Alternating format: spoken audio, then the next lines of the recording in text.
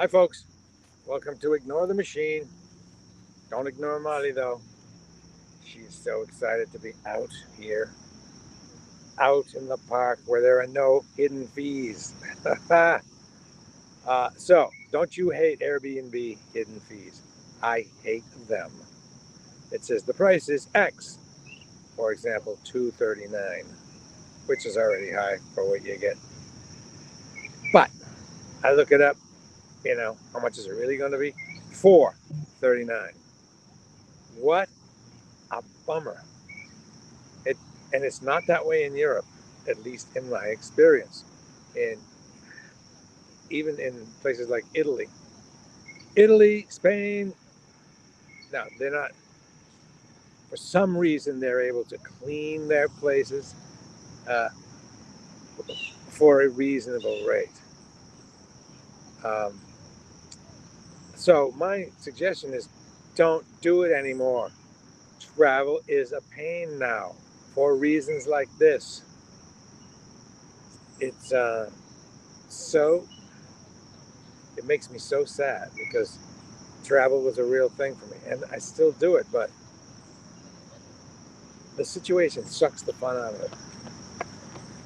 If I recommend you wait 3 or 4 years to go somewhere if you can, or at least two, unless you really, really, really want to go, and it's a bucket list thing, and you don't care how much you spend. Okay, but for some reason, right now, post pandemic, uh, it's a bummer, and it may be just because of post pandemic freak out.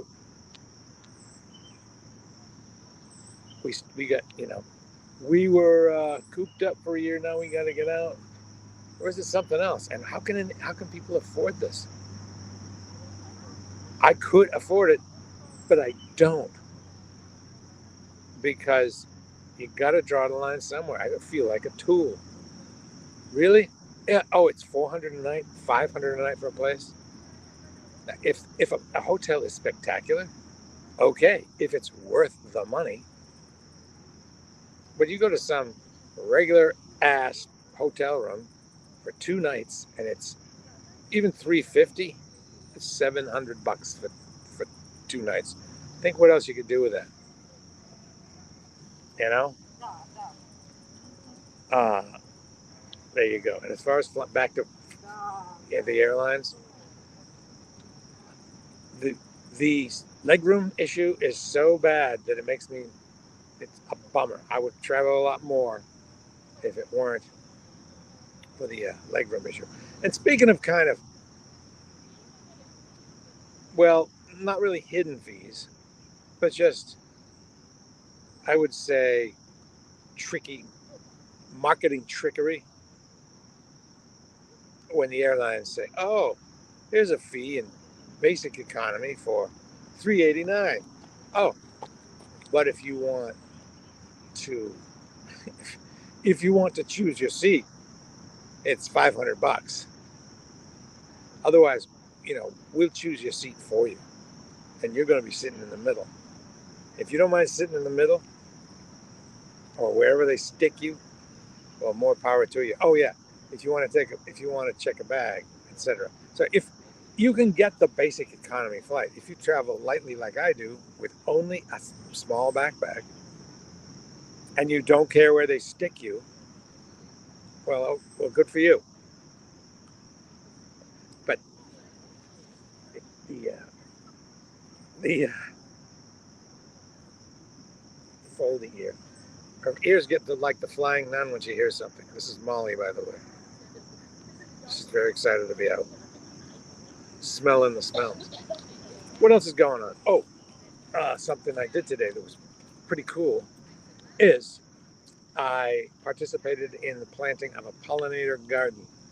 I'm huge. I'm a tree lover and a plant lover. I can't stand places without plants. I'm so glad I live in a community that cares about plants and trees. I mean, look at this. Look how nice this is. And I mean, a lot of you know where this is. Uh, really glad about that. I feel bad for communities that are just where the people say it's not important to me to have trees or plants. If you're a person who is has any time at all or wants to do something different, check out your community and see if they have a pollinator group, pollinator garden planter, or maybe you even want to start one. Many towns will supply the plants and the mulch and maybe even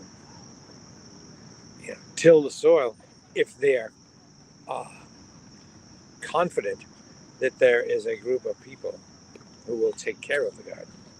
And I'm committed to take care of this one garden. And I'm excited about it. It doesn't take that much. All I have to do is water it, but not that much. And uh, weed, but it has mulch. So it's not like weeding the garden of my parents' house. That was, sheesh, that was a giant garden. I hated weeding it. And used to get ragweed like, oh my God. The garden was probably 75 feet by 30 feet, maybe, or 50 feet by 25 feet. It was pretty big. And my job was to weed it and stuff, and I hated that job. Hated it. It's part of what made me hate summer. I hate summer. Hate it. I love this time of year. I'll even take winter. Bring it on.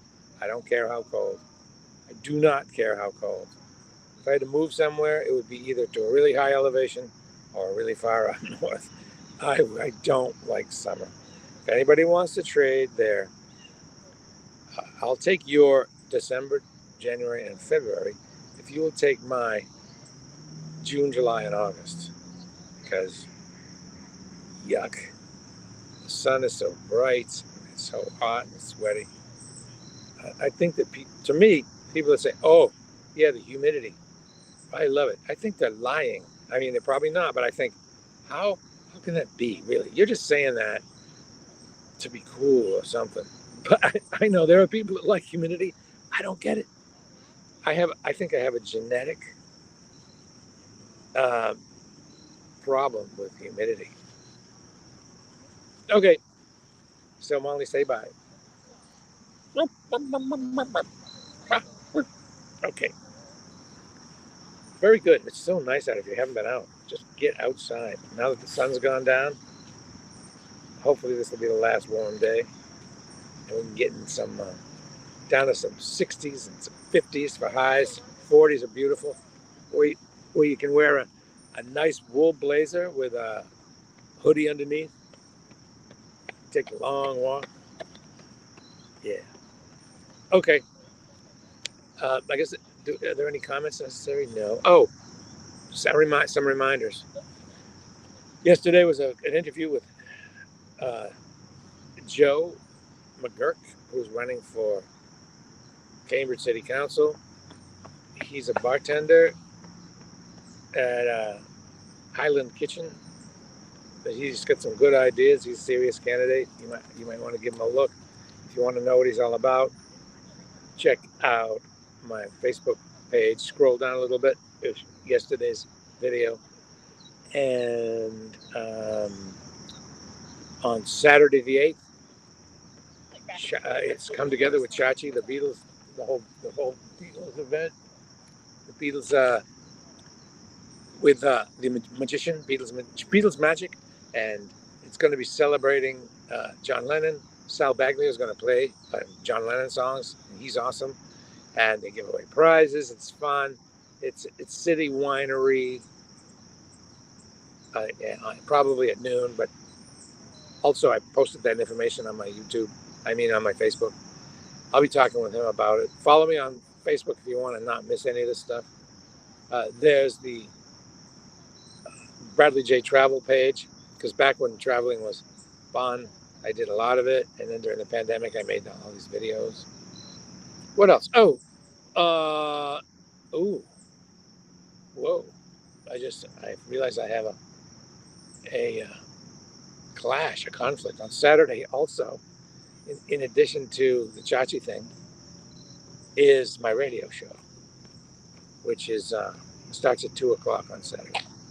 I might have to leave the Chachi thing early to go to do my show. And I guess that's enough. You can tell I'm very relaxed. It's because I'm out in the nice, cool weather. Not very crowded here either. And when you have a doggy that's as good as Molly here, it's very relaxing. She's so good. All right. Talk to you soon. Oh, one other thing that I've noticed recently. If you want to feel happier, go, and this is not some hallmarky thing. If you want to feel happier, try being proactively kind when you go out. Help smile, say hello, be outwardly friendly. And a lot of times people aren't going to be friendly back, but so what? If you're, going to a store, don't be just like, la, la, la. Be nice. Be proactively kind and polite. Polite. And where politeness has faded away, which is evidenced, well, you can take a look at the president, our former president, the one that begins with a T. Well, look at that big dog. Sweet old, like a horse. Yeah, be kind. It makes me kind of ill to see how former President Trump treated people. And it set a tone. There's a blue heron. Wow. It set a tone for unkindness. Like the way the things he said about John McCain, a person who was tortured for his country, tortured for the Constitution, and unkind things he said about John McCain, and the unkind things he says about the military in general. Anyway, share this, will you? I'm going to start walking some more. Bye.